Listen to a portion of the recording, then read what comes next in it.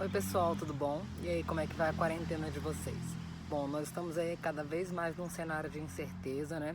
Mas temos que ter fé que uma hora a gente vai sair dessa. Então, nossos cientistas vão descobrir uma forma da gente poder voltar à nossa rotina. Por enquanto, a nossa recomendação é para que vocês que podem, continuem ficando em casa e ajudem também aquelas pessoas que não podem a permanecer nas suas residências, tá bom? E, bom, uma situação muito grave e muito delicada que a gente ainda não sabe como lidar é a situação do nosso sistema penitenciário nacional, não é mesmo? E hoje nós tivemos uma notícia aqui no Distrito Federal de que temos a primeira contaminação de um preso por Covid-19. Isso mesmo, um preso foi detectado positivo para Covid-19. E isso é muito preocupante, eu acho que isso é uma das maiores preocupações que assolam o nosso país, né? Então, todas as autoridades estão procurando uma forma de conter a disseminação dentro dos presídios, porque teria efeitos catastróficos. E além de o primeiro preso ter sido detectado com Covid-19, nós temos a confirmação de 12 agentes penitenciários que também estavam contaminados com o Covid-19. 3 deles no regime semiaberto, que é sem benefícios, que é o nosso CIR, Centro de Internação e... Eita, esqueci o nome. Nosso CIR, que é um sistema, que é um dos presídios de semiaberto, né? Então ele é uma passagem para o regime aberto, mas aqueles presos ainda não têm o benefício do trabalho externo deferido. Então, muitos agentes dessa leva estavam lotados nesse presídio. E existem também agentes que estavam no PDF-2, que é um presídio definitivo, e no CDP, que é o nosso Centro de Detenção Provisória. E isso é ainda mais preocupante, porque só temos presos ali que estão dentro daquele número que a gente sabe que é absurdo, de 40% de presos provisórios no nosso país. Então, pessoas que podem, ao final, ser absolvidas no processo e que estão ali, então, numa medida cautelar, né? Então, ali estão presos preventivamente ou temporariamente ou qualquer outra medida cautelar. Bom, o que é importante a gente pensar nisso? Estão sendo tomadas medidas de contenção e, ao mesmo tempo, no Brasil inteiro têm sido deferidas medidas, né, para que a gente possa tentar minorar os efeitos traumáticos dentro do presídio. Então, o CNJ editou uma resolução e nessa resolução ele orientou aos magistrados para que revissem algumas espécies de prisões, aquilo que já vinha sendo discutido na DPF 347, por exemplo, quando houve um pedido liminar do IDDD, Instituto de Defesa do Direito de Defesa, Márcio Tomás Bastos. Naquela ocasião, o ministro Marco Aurélio teve a oportunidade de se manifestar em liminar essa que foi cassada pelo plenário. Mas atenção, nessa liminar ele não determinou a soltura imediata dos presos, tá? Isso tem que ficar bem claro. Na liminar, o ministro Marco Aurélio entendeu que era o caso de conclamar os magistrados de todo o país para que façam novamente uma reanálise das prisões que estão sob a sua tutela. Então, nada mais do que já havia sido definido por meio da DPF 347. Então, nós temos uma força-tarefa que tem sido realizada pela Defensoria Pública para tentar soltar o máximo de pessoas possíveis, claro, dentro dos parâmetros aceitáveis. E os presos de prisão civil em vários estados já foram colocados em prisão domiciliar. Houve uma decisão do STJ para definir que esses presos deveriam ser colocados em prisão domiciliar. É a decisão que se referia ao caso do Ceará especificamente, mas foi determinada a extensão para os demais estados. Não obstante, os demais estados também fizeram pedidos e aqui no Distrito Federal nós tivemos o nosso pedido deferido de condução dos presos de prisão civil para a prisão domiciliar. Foram, salvo engano, 29 pessoas que foram transferidas, então, lá do presídio para as suas residências para poder continuar ali, então, aquela medida. Professora, mas então a gente vai soltar indeterminadamente pessoas? Nós vamos dar uma carta branca para as pessoas irem para casa? Não, isso que nós temos que ter atenção. Nós não estamos, por exemplo, extinguindo a pena.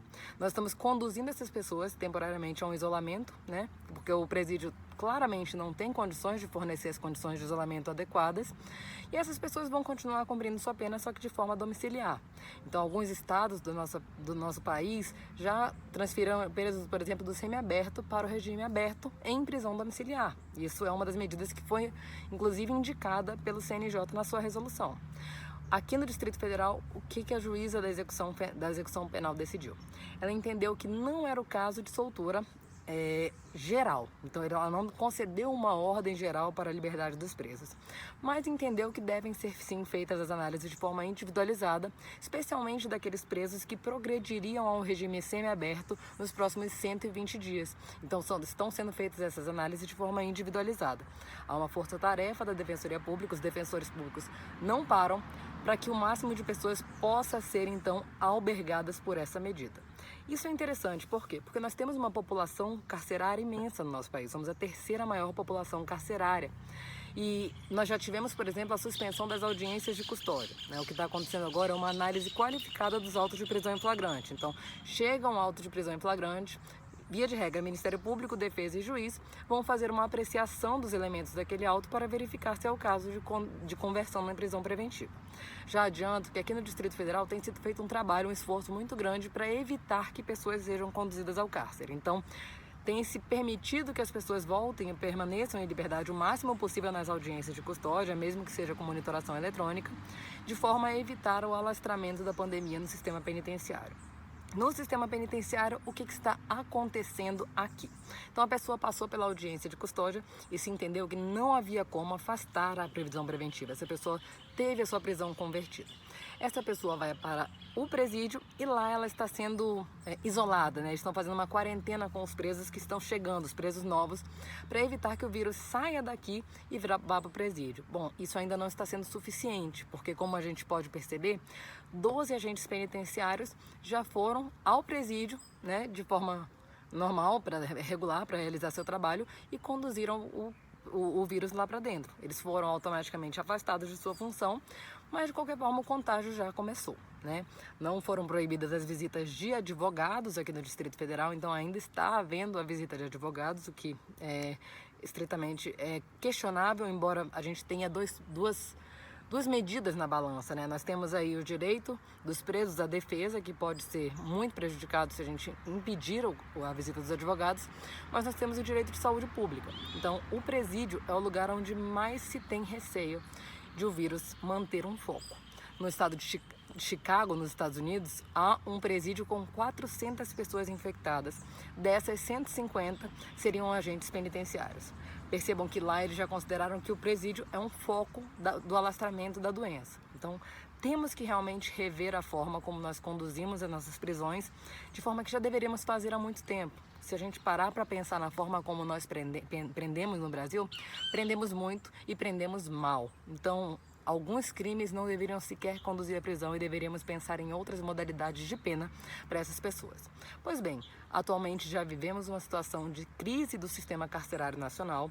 Nosso sistema carcerário nacional ele foi declarado como um estado de coisas inconstitucional na ADPF 347 e isso já era um problema antes. E agora, como é que nós fazemos? Eu ouvi ontem uma ponderação muito interessante de um professor, chama Felipe, não me lembro do sobrenome dele, em uma das lives que estão sendo feitas para questionar essas dificuldades que nós estamos encontrando durante a pandemia do coronavírus. E o que ele falava nós temos que soltar essas pessoas porque o presídio não tem condições de conter o alastramento, e claramente não tem. Nós temos celas que deveriam conter 8 pessoas e atualmente abrigam 36, 40 pessoas. Então, como imaginar que entrando o vírus naquele ambiente, ele não irá se alastrar? E ele disse, o fundamento é muito claro, ele é constitucional. Nós estamos conduzindo essas pessoas a uma pena de morte, ainda que de forma transversa. E a nossa própria Constituição proíbe também as prisões com caráter as penas com caráter desumano, degradante e cruel. Então, por estar impedindo que essas pessoas possam cumprir o seu isolamento, como todas as demais pessoas do mundo estão sendo autorizadas a fazer, nós estamos infligindo uma pena ainda mais grave do que aquela que ele observou na sua sentença. E percebam, alguns ainda sequer foram sentenciados. Então, temos que fazer uma análise realmente dessas prisões. Eu já estou fazendo minha força-tarefa aqui de verificar os presos que estão sob minha responsabilidade, né, como defensora pública, que estão presos pela vara onde eu atuo. Eu estou preparando algumas defesas para tentar ver se conseguimos minorar os problemas na prisão. Então, isso é algo que vai da responsabilidade de todo mundo que participa dessa cadeia. Então, eu gostaria de deixar essa reflexão para vocês aqui, né? Dizendo que a soltura de alguns presos certamente não vai resolver né? O que eles estão fazendo atualmente? Eles estão isolando os presos que têm sintomas de gripe, né? Então, percebam o tamanho da gravidade disso. Os presos que têm sintomas de gripe estão sendo colocados todos juntos e amontoados. Então, só tiramos de um amontoado para o outro. E esse preso que tem a gripe não necessariamente vai ter o Covid-19, mas algum daqueles presos que esteja em contato com ele pode ter.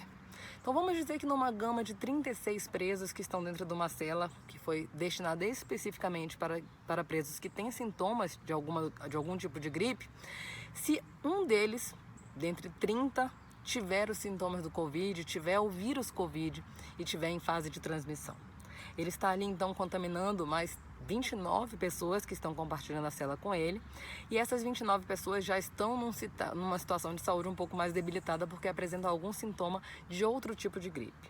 Então percebam que há uma gravidade ainda maior, porque a pessoa que já está, por exemplo, acometida de um H1N1, ela está muito mais fragilizada e com muito mais chances de então ter os sintomas mais graves e vir a ter uma infecção grave e precisar de internação.